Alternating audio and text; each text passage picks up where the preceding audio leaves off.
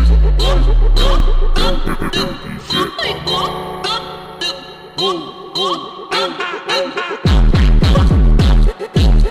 बहुत स्वागत है आप सभी लोगों का इस अमेजिंग से सेशन के अंदर।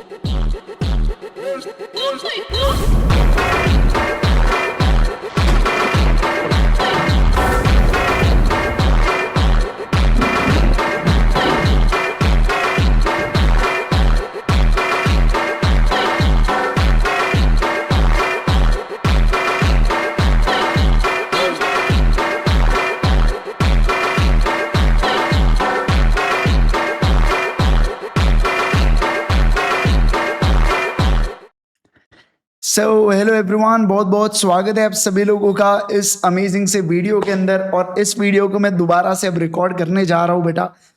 जो हमारा पार्ट 2 था ऑलरेडी वो हमने लाइव ले चुके थे, लेकिन यूट्यूब के ऊपर बीच में कुछ ग्लिच हुआ, जिसके कारण जो चैप्टर नंबर 4 पार्ट 2 है और जो चैप्टर नंबर 5 है बेटा, वो वीडियोस चल नहीं रहे थे। वहां पे कुछ लिख के आ रहा था कि this recording is not available, ऐसा कुछ तो भी लिख के आ रहा था। बट ठीक है, कोई दिक्कत नहीं।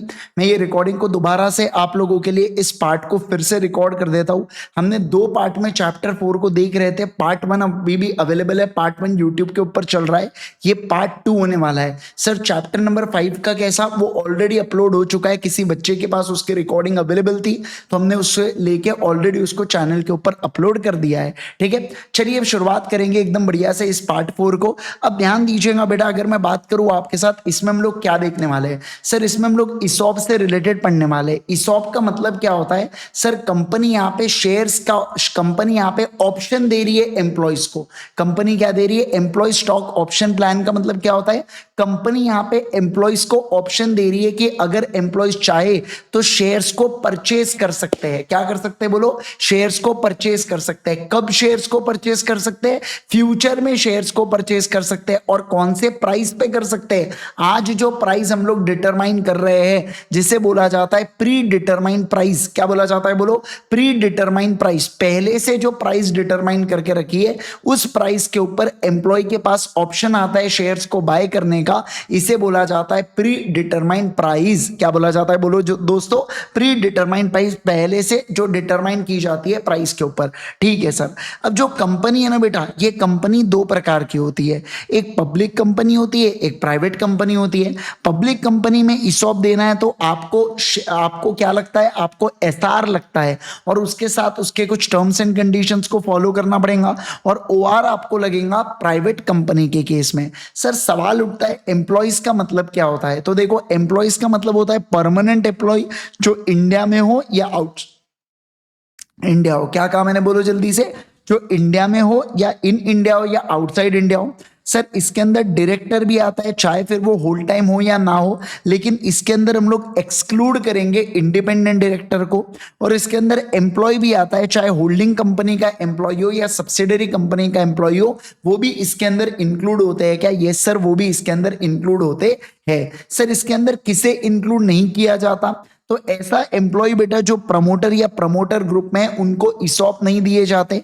या ऐसा डायरेक्टर जो 10% से ज्यादा कंपनी के इक्विटी शेयर्स में होल्डिंग रखता है, खुद या उसके रिलेटिव के थ्रू, तो हम लोग उनको भी ईसॉप देते हैं। क्या? नहीं सर, इनको एम्प्लॉय में काउंट नहीं करते। और जब इनको एम्प्लॉय में काउंट नहीं करते और ईसॉप तो एम्प्लॉय को दिया जाता है, तो ऐसे केस में इनको ईसॉप नहीं मिलता। किन लोगों को ईसॉप नहीं मिलता बोलो जल्दी से? सर ऐसे एम्प्लॉय जो प्रमोटर ग्रुप में आते हैं या जो प्रमोटर है।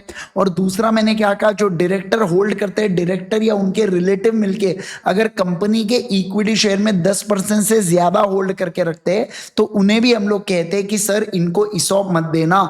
लेकिन अगर कोई स्टार्टअप कंपनी है जिसके पहले 10 साल है बेटा, तो पहले 10 साल में एक स्टार्टअप कंपनी जो होती है ना, वो क्या कर सकती है बताइए?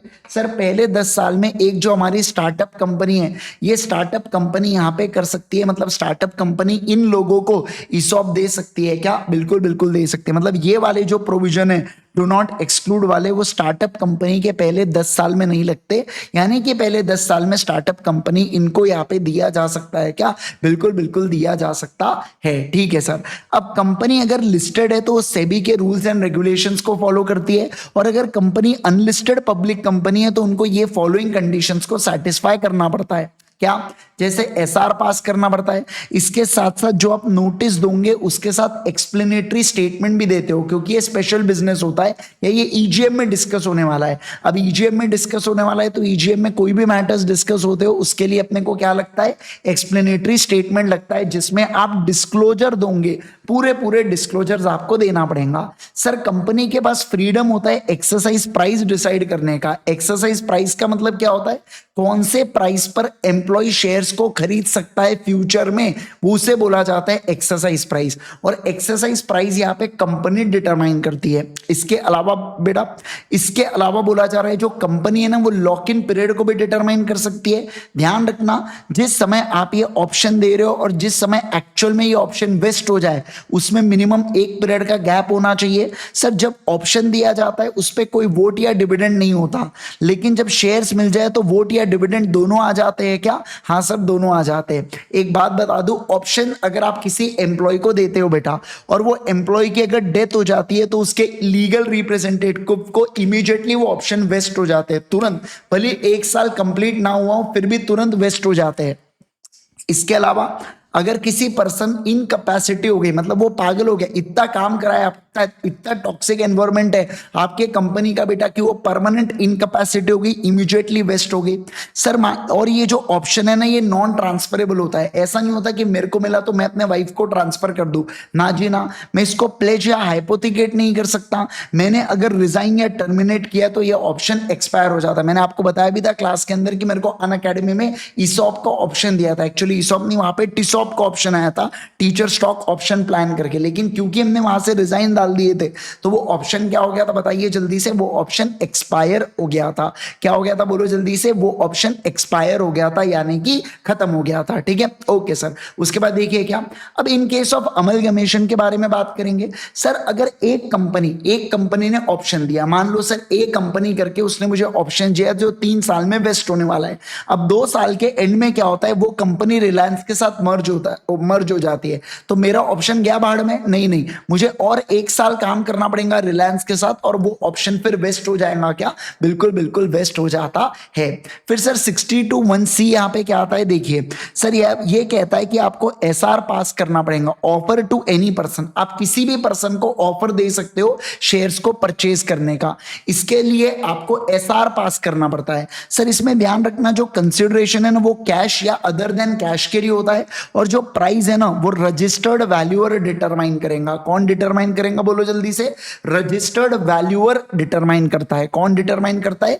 रजिस्टर्ड वैल्यूअर डिटरमाइन करता है। इस बात का ध्यान रखना, समझे क्या? बोलो मेरे को जल्दी से, क्या आप इस बात को समझे क्या? Yes sir. अब देखो क्या सर, अब मैं बात करूंगा इशू ऑफ बोनस शेयर्स के बारे में। बोनस शेयर्स का मतलब क्या होता है? फुकट में शेयर बांटना। क्या कहा मैंने? बोलो। बोनस शेयर का मतलब होता है फुकट में शेयर बांटना। जैसे अभी रिलायंस ने 1:1 का बोनस डिक्लेयर किया कि जिसके पास 50 शेयर होंगे उसको 50 शेयर और मिल जाएंगे। समझ रहे आप बात को? तो वैसा रेशियो वाइज फुकट में शेयर बांटना।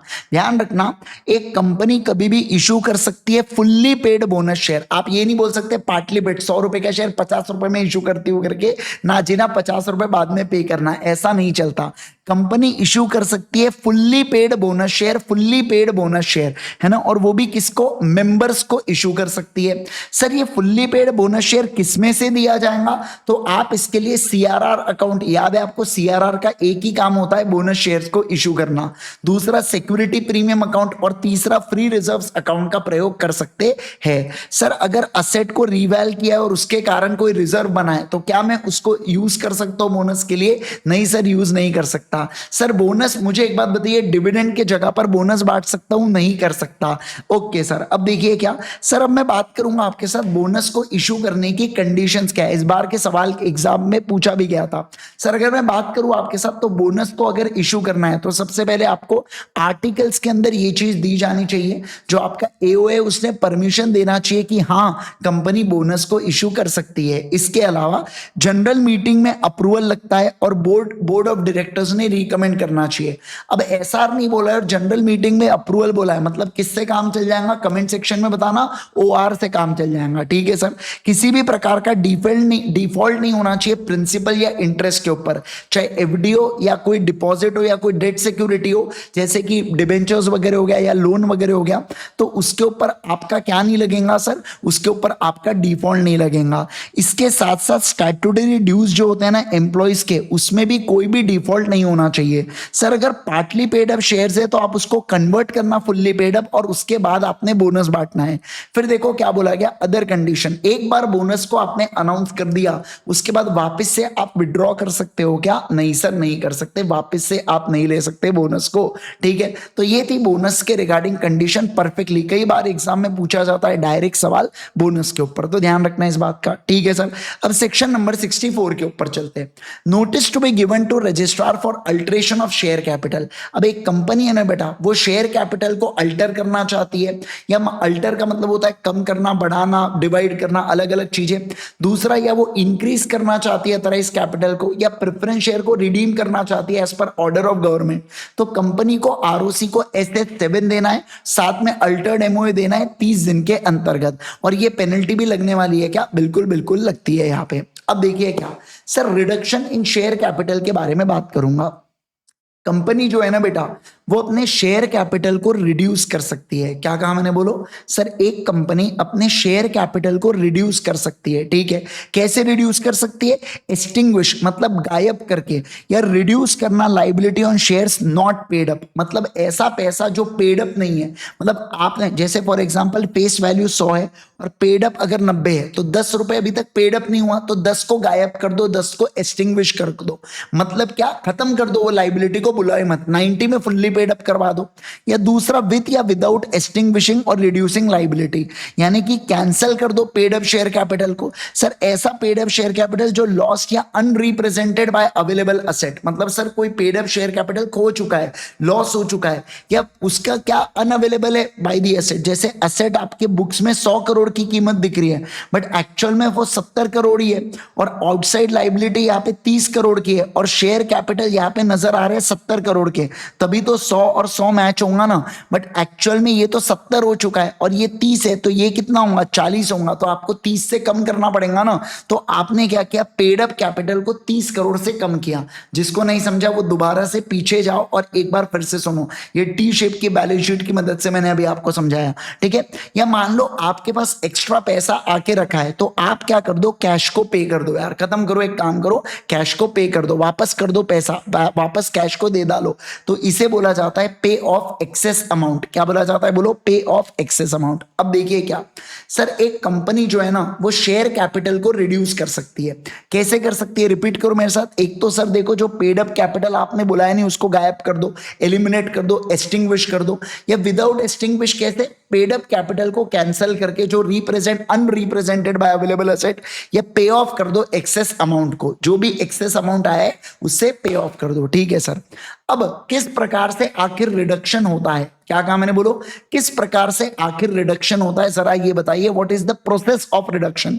तो देखिए, सबसे पहले आपको एसआर को पास करना पड़ता है, फिर आप चेंज करना एमओए को। क्या कहा मैंने, बोलो, चेंज, अल्टर करना एमओए को। सर ट्राइब्यूनल इस बात का कंफर्मेशन देगा, क्या देगा, कंफर्मेशन देगा। और अगर आपने डिफॉल्ट किया है प्रिंसिपल या interest of deposit, chapter number 5 के डिपॉजिट्स के ऊपर, तो हम आपको रिडक्शन करने देंगे क्या? नहीं सर, रिडक्शन नहीं करने देंगे। तो देखिए प्रोसेस क्या है, पहले तो एसआर पास करो, फिर एमओए को बदलो, ट्राइब्यूनल को अर्जी लगाओ, ट्राइब्यूनल कंफर्मेशन देगा। सर डिपॉजिट्स में डिफॉल्ट किया है तो हम आपको अल्टर नहीं करने देंगे। अब जो ट्राइब्यूनल है ना, ये नोटिस भिजवाता है 4 लोगों को, सेंट्रल गवर्नमेंट, आरओसी, सेबी और क्रेडिटर को, और कहता है कि तुम्हें कुछ दिक्कत है क्या? ये देखो अपने शेयर कैपिटल को रिड्यूस कर रहे हैं, तुम्हें कोई दिक्कत है क्या? तो 3 महीने में हमको रिप्रेजेंटेशन कर दो। ऐसा कौन कह रहा है? ट्राइबू। कौन कह रहा है, बोलो, ट्राइबू कह रहा है। ठीक है, सर लेकिन इन लोगों ने 4 महीनों में अर्जी नहीं आई भैया, इनसे चिट्ठी नहीं आई, तो मैं मान लूंगा कि इन्हें कोई ऑब्जेक्शन ही नहीं है। समझे क्या बात को, है ना। तो अगर 4 महीनों के अंदर इन्होंने कोई भी चिट्ठी नहीं दी तो हम लोग प्रिज्यूम कर लेंगे कि इन्हें कोई दिक्कत नहीं है, इन्हें कोई परेशानी नहीं है करके ऐसा हम लोग प्रिज्यूम कर लेंगे। सर ये जो ट्राइब्यूनल है फिर ऑर्डर दे देता है रिडक्शन इन शेयर कैपिटल का, ठीक है, satisfied that date of every, लेकिन ध्यान रखना ट्राइब्यूनल ऑर्डर पास करने से पहले खुद सेटिस्फाई होगा क्या कि हर एक क्रेडिटर की जितनी भी उधारी है ना, एक तो वो डिस्चार्ज हो जानी चाहिए यानी कि पे कर दो, या उसको सिक्योर करा लो, उतने असेट्स को अवेलेबल करवा दो ताकि क्रेडिटर का बाद में पैसा बन जाए, और कंसेंट क्या हो जाए, कंसेंट ऑब्टेन होना चाहिए, क्रेडिटर से कंसेंट मिल जाए इस बात के लिए। और इसके अलावा जो भी आपकी अकाउंटिंग ट्रीटमेंट होगा, ऐसी कंपनी जो standard of audit standard of accounting को फॉलो करती है, तो उसके अंदर प्रॉपर अकाउंटिंग हुआ है ऐसा ऑडिटर से सर्टिफिकेट भी मंगाएगा का ट्राइबू, बिल्कुल बिल्कुल मंगाएगा। सर ये जो ट्राइब्यूनल ने ऑर्डर दिया इसको पब्लिश करेंगे और इन्फॉर्म करेंगे आरओसी को 30 दिन के अंतर्गत, जिसमें अपन क्या इन्फॉर्म करेंगे, शेयर कैपिटल कितना है, नंबर ऑफ शेयर जिसमें हमने इसको डिवाइड किया, अमाउंट पर शेयर क्या हो गया, और अमाउंट डीम्ड पेड अप अब कितना है, ये सब चीजें बताऊंगे। बेसिकली न्यू शेयर कैपिटल के बारे में कि नया शेयर कैपिटल कितना है, कितने शेयर्स में डिवाइडेड है, मतलब आपको नंबर अमाउंट पर शेयर मिल जाएगा, और उसमें डीम्ड पेड अप कितना है वो आपको पता चलता है क्या, बिल्कुल बिल्कुल पता चलता है। सर ध्यान रखना सेक्शन नंबर 66 एप्लीकेबल नहीं होता बायबैक के अंदर, और कोई भी ऑफिसर अगर किसी क्रेडिटर का नाम कंसील करता है, छुपाता है, या मान लो मिस रिप्रेजेंट करता है अमाउंट ऑफ डेट को जानबूझ के या मतलब गलती से, तो दोनों केस के अंदर उसको 447 में अपन स्वागत करेंगे क्या उसका, हाँ सर 447 में स्वागत करेंगे। सर मेरे को एक बात बताइए, अगर कोई क्रेडिटर था जो एंटाइटल था ऑब्जेक्ट करने के लिए बट मेरा नाम लिस्ट में ही नहीं डाला, समझना इसका रीजन कुछ भी हो सकता है, कंपनी ने मुझे इग्नोर किया, या मेरा नेचर ऑफ इंटरेस्ट कुछ ऐसा था, एक तो इतना कम नेचर ऑफ इंटरेस्ट था कि कंपनी ने सोचा क्या तो नाम इसका लिस्ट में डालूं, या इतना ज्यादा था कि कंपनी सोच रही थी इसका नाम लिस्ट में डाल दिया ना तो कल चल के ट्राइब्यूनल अपने को मना कर देगा। तो मैं कहूंगा क्या सर, एक क्रेडिटर का अगर नाम नहीं आता है ना, किसी भी कारण जानबूझ के हो या गलती से रह गया हो बेटा, तो ऐसे केस के अंदर हम लोग कहेंगे कंपनी ने डिफॉल्ट किया, किसका, सेक्शन 6 का डिफॉल्ट किया।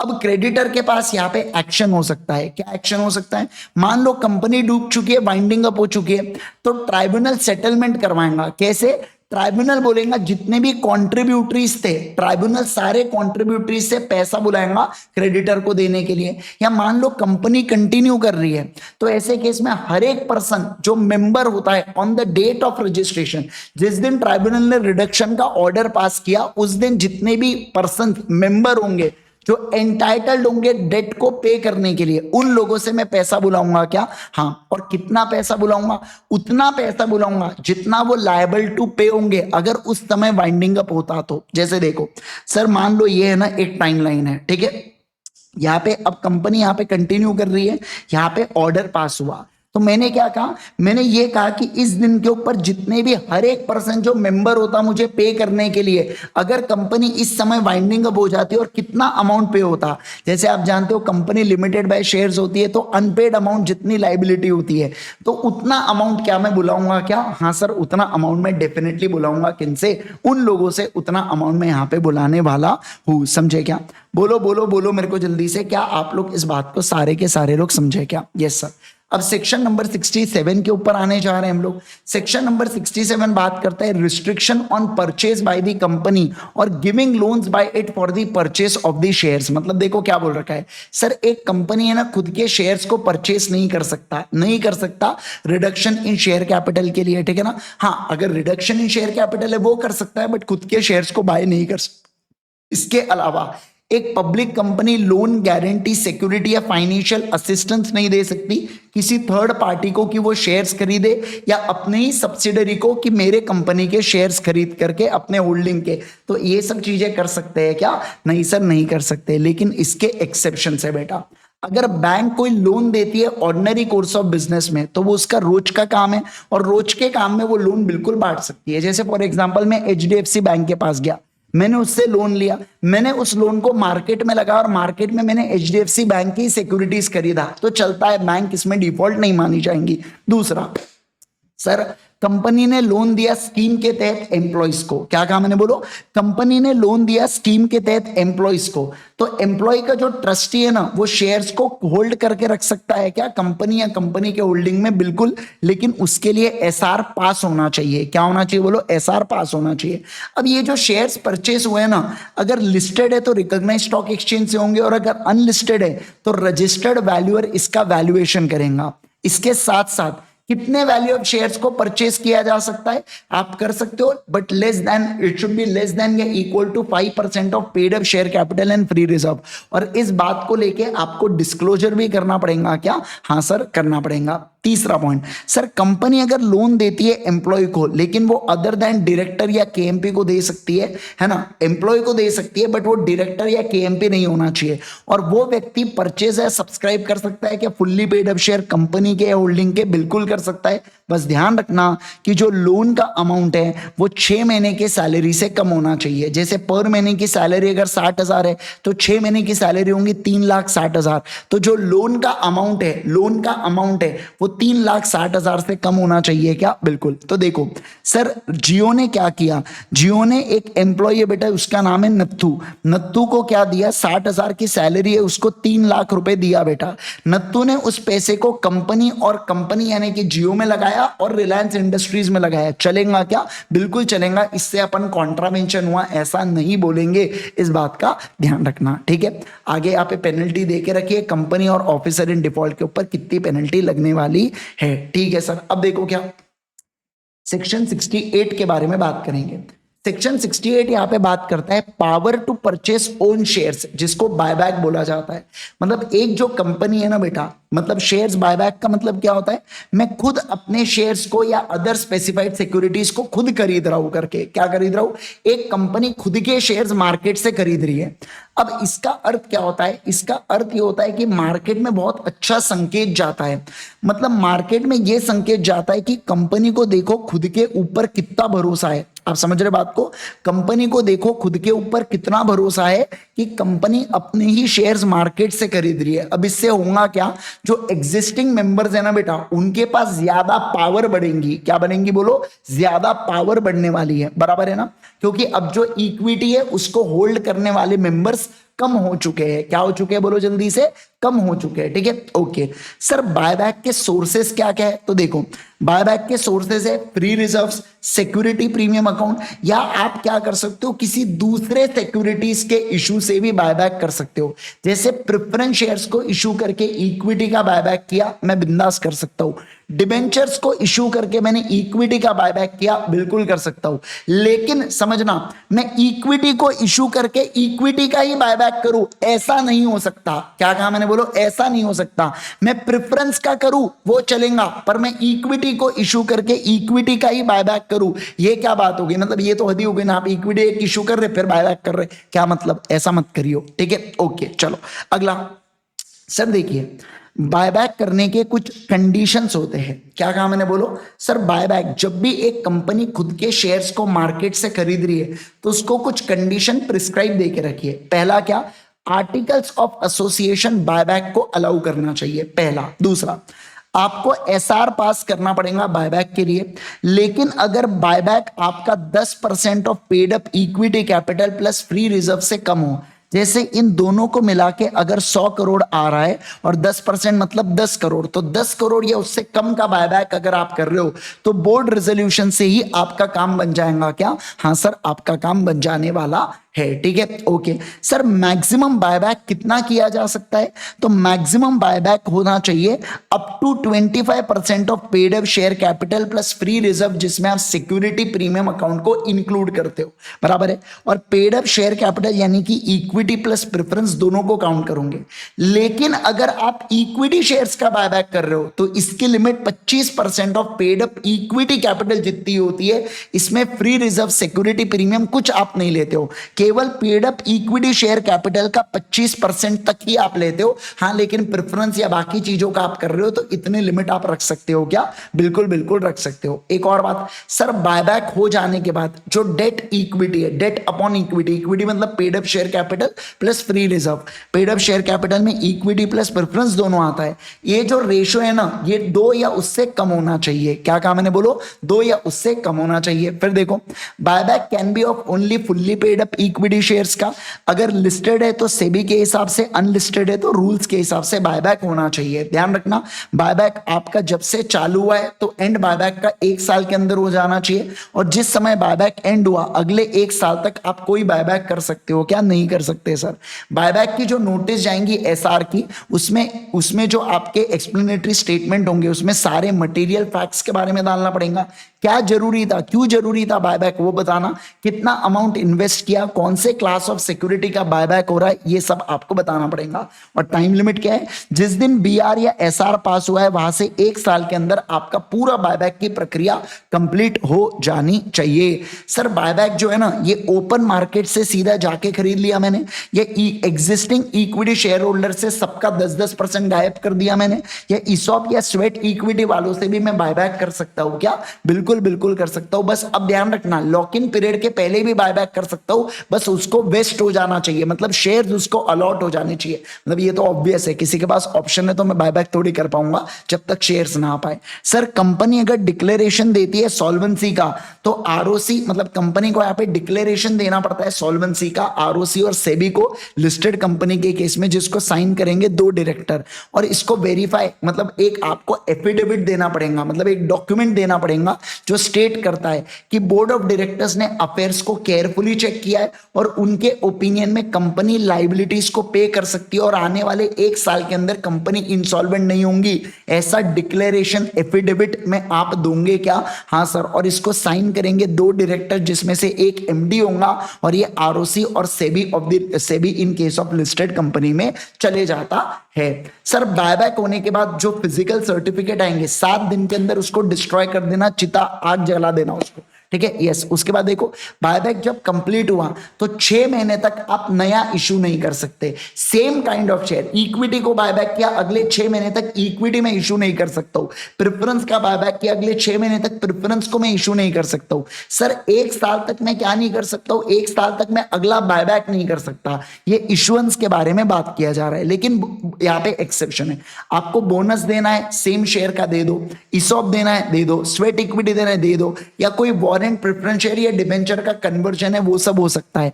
एक बात ध्यान रखना, लेकिन मैं राइट शेयर दे सकता हूं क्या? नहीं सर, मैं राइट शेयर यहां पे नहीं दे सकता। क्या कहा मैंने? बोलो, मैं राइट शेयर नहीं दे सकता। सर मुझे रजिस्टर मेंटेन करना पड़ेगा बायबैक का SH10 के अंदर। बायबैक कंप्लीट हो गया तो 30 दिन के अंदर SH11 का रिटर्न आरओसी और सेबी को जाएगा। डिफॉल्ट हुआ तो company plus officer in default 1 साल से 3 लाख की लाइबिलिटी होती है। और टाइम लिमिट्स का एक पॉइंट है जो मैं आपके साथ बताना चाहता हूं, इतना इंपॉर्टेंट नहीं है बट समझ लो एक बार। सर बायबैक से पहले देखो, कंपनी आरओसी को लेटर ऑफ ऑफर, जो वो मेंबर्स को भेजने वाली है बायबैक का, वो लेटर ऑफ ऑफर देती है पहले आरओसी को। फिर जिस दिन आपने आरओसी को लेटर ऑफ ऑफर दिया वहां से 21 दिन के अंदर वो लेटर ऑफ ऑफर मेंबर को चले जाना चाहिए। सर जिस दिन ये लेटर ऑफ ऑफर डिस्पैच हुआ ना, वहां से 15 से 30 दिन के बीच का समय देंगे आप सामने वाले व्यक्ति को ऑफर एक्सेप्ट करने के लिए। सर 15 से कम का भी समय दे सकते हो अगर 100% मेंबर्स एग्री कर जाए तो, ठीक है? Okay sir. अब सामने वाला व्यक्ति 15 से 30 दिनों में एक्सेप्टेंस आपको दे देगा क्या? बिल्कुल बिल्कुल दे देगा, ठीक है सर। अब जब भी क्लोज हुआ, जिस दिन भी आपका ऑफर क्लोज होगा, तो मतलब जिस दिन भी क्लोज होगा, क्लोज से 15 दिनों के अंदर जितने भी लोगों ने एक्सेप्टेंस दिया था उनका वेरिफिकेशन कर लेना कि वाकई वो मेंबर है, और दूसरा उनका बायबैक कर सकते हैं या नहीं कर सकते। अब देखो, अब क्या बोला समझना बात को। अब जिस दिन क्लोज हुआ था वहां से 21 दिनों के अंदर आपको अगर रिजेक्ट करना है किसी के ऑफर को तो रिजेक्शन कर देना। अदरवाइज जितने भी लोगों ने आपने ऑफर लेटर ऑफ ऑफर भेजा था, सामने वालों ने एक्सेप्टेंस कर दिया और आपने कुछ जवाब नहीं दिया, मतलब हम मान लेंगे कि आपने एक्सेप्ट कर लिया है इनका बायबैक, ठीक है?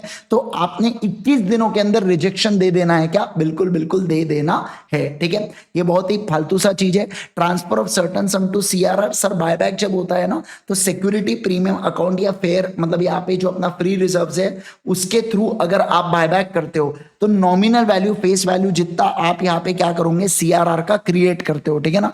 न्यू इशू में मत करना, मतलब न्यू इशू से बायबैक कर रहे हो तो मत करना सर। बायबैक अगर फ्री रिजर्व या सिक्योरिटी प्रीमियम से हो रहा है तब ही ये लोग कह रहे हैं। प्रोहिबिशन फॉर बायबैक, एक कंपनी अपने सब्सिडरी या किसी इन्वेस्टमेंट कंपनी के थ्रू खुद के शेयर्स को नहीं खरीदवा सकती, और अगर कोई कंपनी डिफॉल्ट करती है डिपॉजिट या उसके इंटरेस्ट के ऊपर, प्रेफरेंस शेयर का डिविडेंड या डिबेंचर्स के रिडेम्पशन या प्रेफरेंस शेयर के रिडेम्पशन के ऊपर, सर रीपेमेंट ऑफ लोन या इंटरेस्ट किसी बैंक या फॉरेन इंस्टीट्यूशन से, तो जब से आप इस डिफॉल्ट को गुड करते हो वहां से 3 साल तक आप बायबैक नहीं कर सकते, 3 साल के बाद ही आप बायबैक कर सकते हो, ठीक है। चलिए एग्जांपल की मदद से मैंने आपको क्लास के अंदर समझाया था।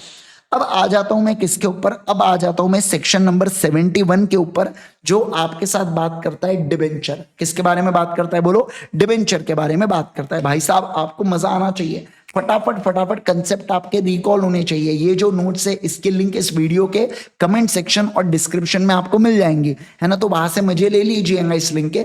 लेकिन मैं आपको बता रहा हूं आपको याद आनी चाहिए बेटा, खटाखट चीजें याद आनी चाहिए, ठीक है ना। यस चलिए आ जाओ। अब मैं सेक्शन नंबर 71 के ऊपर चलता हूं। सर सेक्शन नंबर 71 क्या होता है बताइए मेरे को जल्दी से। Section number 71, section number 71, section number 71 देखो क्या बोला जा रहा है। सेक्शन नंबर 71 यहाँ पे बहुत ही जबरदस्त बात कहता है, और वो जबरदस्त बात क्या कहता है देखिए यहाँ पे, वो कहता है सेक्शन नंबर 71 डिबेंचर्स क्या कह रहा है देखिए। सर डिबेंचर का मतलब होता है it includes debenture stock bond या अदर इंस्ट्रूमेंट जो एविडेंस देता है डेट का, जो डेट का एविडेंस देता है उसे अपन लोग क्या कहते हैं, उसे अपन लोग डिबेंचर कहते हैं, ठीक है। लेकिन इसमें चैप्टर 3D आरबीआई एक्ट के जो डेरिवेटिव्स है उसको इंक्लूड मत करना, और अगर सेंट्रल गवर्नमेंट और आरबीआई मिलकर कोई इंस्ट्रूमेंट को प्रिस्क्राइब करते हैं तो उसको भी इंक्लूड मत करना, ठीक है सर। सर डिबेंचर जो इशू होता है ना, जब भी आप डिबेंचर इशू करते हो तो उसमें आप ऑप्शन देते हो क्या, टू कन्वर्ट का ऑप्शन आप देते हो कि आप अगर चाहो तो डिबेंचर से शेयर्स में कन्वर्ट कर सकते हो। ये 100% कन्वर्जन भी होता है या 50% कन्वर्जन और 50% का अमाउंट पे करना वैसा भी होता है। सर डिबेंचर्स अगर कन्वर्टेबल इशू करते हो तो आपको एसआर देना पड़ता है। क्या देना पड़ता है बोलो, आपको एसआर पास करना पड़ता है। इस पे कोई वोटिंग राइट मिलता है क्या, सर कभी कन्वर्ट होने के बाद वोटिंग राइट मिलेगा, कन्वर्ट होने से पहले कोई वोटिंग राइट नहीं मिलता, ठीक है सर। अब अगर मैं नॉन कन्वर्टेबल डिबेंचर इशू करता हूं, है ना, तो ध्यान रखना मैं कितना अमाउंट इशू कर सकता हूं। तो अमाउंट अगर सुनिए, अगर मतलब अमाउंट तो मैं कितना भी इशू कर सकता हूं, लेकिन अगर आपका अमाउंट अंदर होता है 181C के लिमिट से, 181C मतलब paid up share capital plus free reserve plus security premium account, इन तीनों के टोटल से कम का अगर अमाउंट में इशू कर रहा हूं तो मुझे एसआर पास करने की जरूरत नहीं पड़ती। क्या कहा मैंने बोलो, मुझे एसआर पास करने की जरूरत नहीं पड़ती। ध्यान रखना ये जो अमाउंट है ये ऑलरेडी इशूड अमाउंट और टू बी बोरोड अमाउंट दोनों उसमें कंसिडर होते हैं। सर टेम्पररी लोन को मैं कंसिडर नहीं करता इसके अंदर, हाँ लेकिन टेम्पररी लोन को अगर मैं कैपिटल एक्सपेंडिचर के फाइनेंस के लिए यूज किया होगा तो मैं उसको इंक्लूड करूंगा ये अमाउंट को कैलकुलेट करने के लिए कि एसआर पास होगा कि नहीं होगा। ध्यान रखना इसमें पेड अप शेयर कैपिटल है मतलब इक्विटी और प्रेफरेंस दोनों आने वाले हैं क्या, बिल्कुल बिल्कुल दोनों आने वाले हैं। ओके सर, अब मैं टेन्योर के बारे में बात करूंगा। सर अगर कोई सिक्योर्ड डिबेंचर्स है तो ये 10 साल के लिए मैं इशू कर सकता हूं, लेकिन अगर आपकी इंफ्रास्ट्रक्चर कंपनी है या इंफ्रास्ट्रक्चर को फाइनेंस करने वाली कंपनी है या एनबीएफसी या कोई एनी अदर कंपनी है तो आप 30 साल तक डिबेंचर्स को इशू कर सकते हो। क्या कहा मैंने बोलो, 30 साल तक आप डिबेंचर्स को इशू कर सकते हो।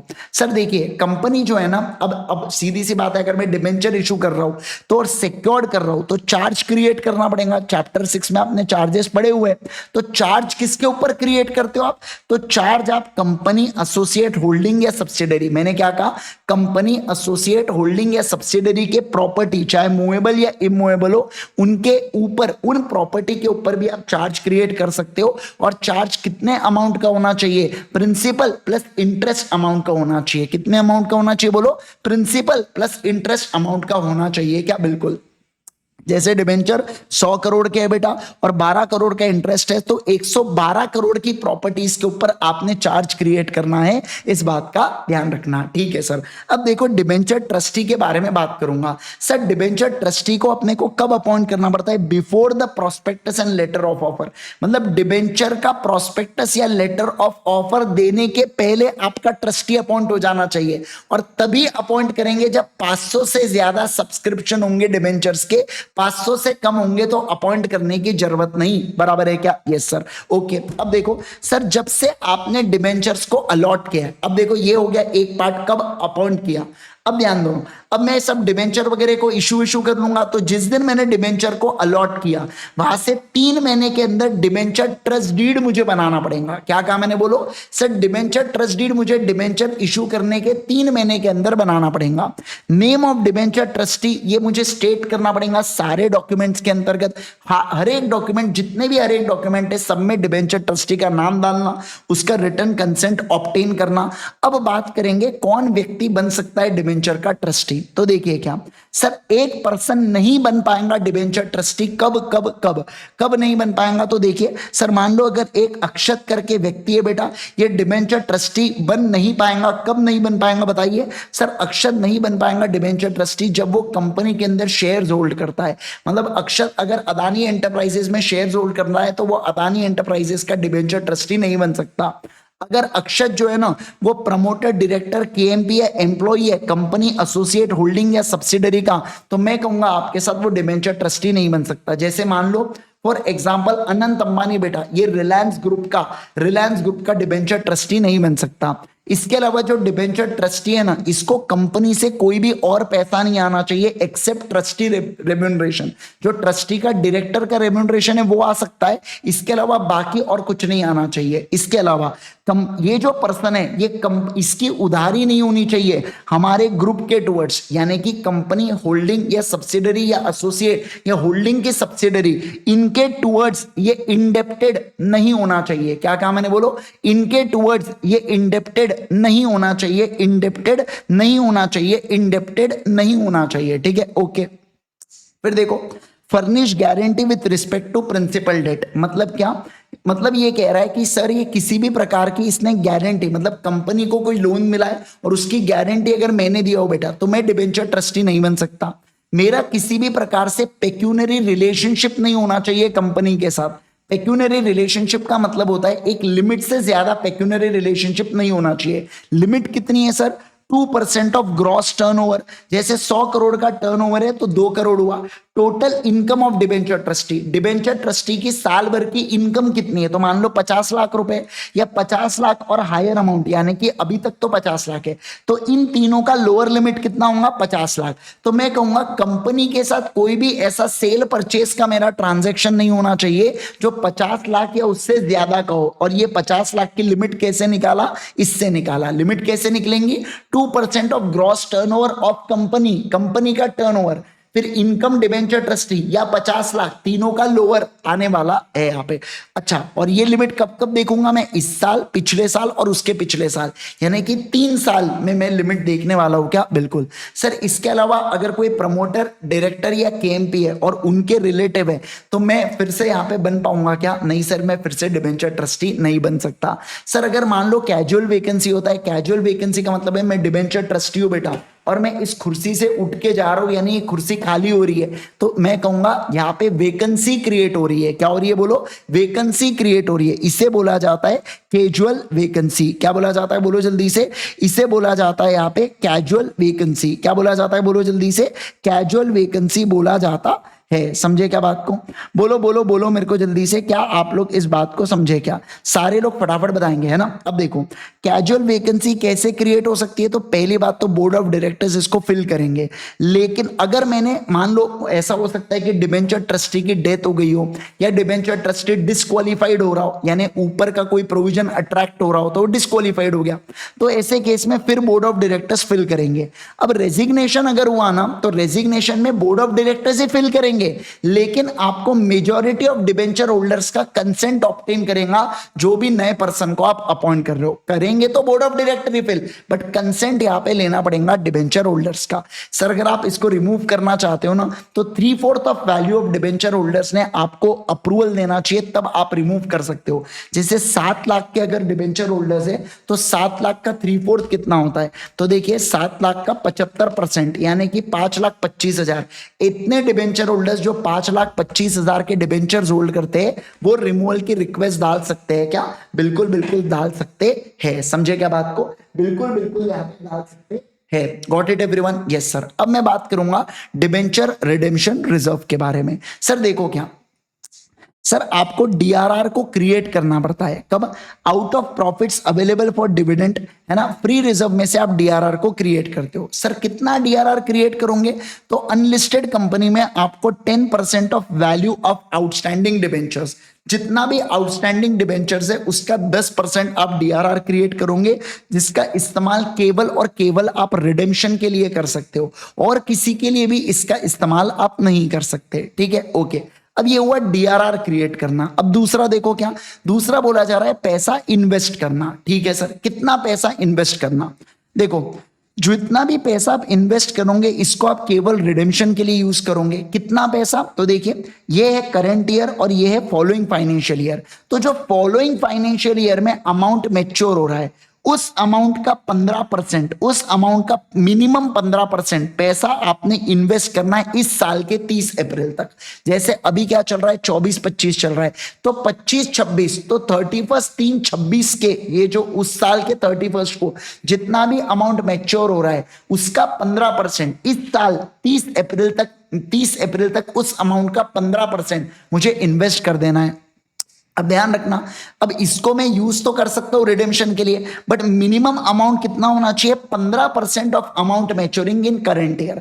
मान लो यहां पे 200 करोड़ का मैच्योर हो रहा है तो उसका 15% कितना होगा? 30 करोड़। तो मैं 30 करोड़ इन्वेस्ट कर सकता हूं। मान लो इस साल मेरा 100 करोड़ मैच्योर हो रहा है तो 15% यानी कि 15 करोड़ का बैलेंस मेरे को रखना पड़ेगा क्या? ऑल टाइम बिल्कुल। अब सवाल बनता है पैसे को इन्वेस्ट कहां करोगे? तो देखो अपने को रिस्क फ्री वाले जगह इन्वेस्ट करना है, जैसे शेड्यूल बैंक हो गया जो फ्री ऑफ चार्ज होना चाहिए, अनएनकम्बर्ड अगर सेंट्रल गवर्नमेंट या स्टेट गवर्नमेंट की सिक्योरिटी या इंडियन ट्रस्ट एक्ट की सिक्योरिटी या कोई बॉन्ड्स वगैरह होंगे तो वहां पे आप बिंदास बिंदास कर सकते है। ठीक है सर। अब मैं बात करूंगा डिबेंचर होल्डर्स की मीटिंग के बारे में। किसके बारे में बात करूंगा? बोलो, डिबेंचर होल्डर्स की मीटिंग के बारे में। सर देखो ये सारे के सारे डिबेंचर होल्डर्स है, ये लोग अगर मीटिंग बुलाना चाहते हैं तो ये क्या करेंगे? सबसे पहली बात तो एक तरीका होगा कि लिख के रिक्विजिशन, मतलब रिक्वेस्ट करेंगे लिख के कि प्लीज मीटिंग बुलाओ। कितना? जब डिबेंचर 1/10 ऑफ वैल्यू, जैसे अगर 8 लाख डिबेंचर, 8 लाख के डिबेंचर्स हैं तो इतने डिबेंचर होल्डर्स जिनके पास 80,000, जिनके पास क्या है बोलो, 80,000 के डिबेंचर्स है वो रिक्वेस्ट कर सकते हैं। दूसरा सर इवेंट हुआ जहां पे ब्रीच या डिफॉल्ट हुआ तो डिबेंचर ट्रस्टी के हिसाब से मेरे डिबेंचर होल्डर्स की जो इंटरेस्ट है वो अफेक्ट हो रहा है तो वहां पे भी क्या मैं बुला सकता हूं क्या? बिल्कुल बिल्कुल बुला सकता हूं। सर लाइबिलिटी ऑफ ट्रस्टी कितना होगा? सर डिबेंचर ट्रस्टी अगर ये फेल कर जाता है यहाँ पे क्या कि वो डिग्री ऑफ केयर या ड्यू डिलिजेंस नहीं ले पा रहा है तो एनी प्रोविजन जो एग्जाम या इंडेमनीफाई करेगा डिबेंचर ट्रस्टी की लाइबिलिटी ये वॉइड मानी जाती है क्या?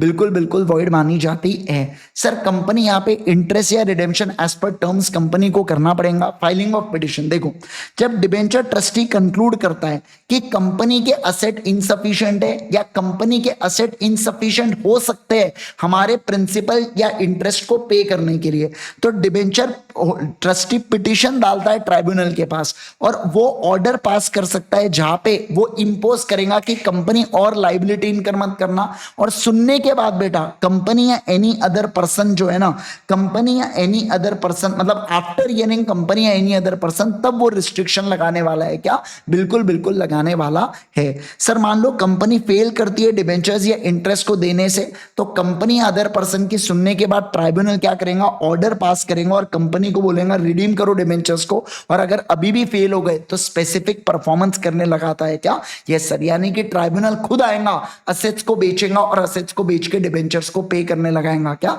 बिल्कुल बिल्कुल करवाने वाला है। ठीक है, चलिए तो यहाँ पे दोबारा से हम लोगों ने क्या कर दिया, चैप्टर 4 को पूरा पूरा समाप्त कर दिया बेटा।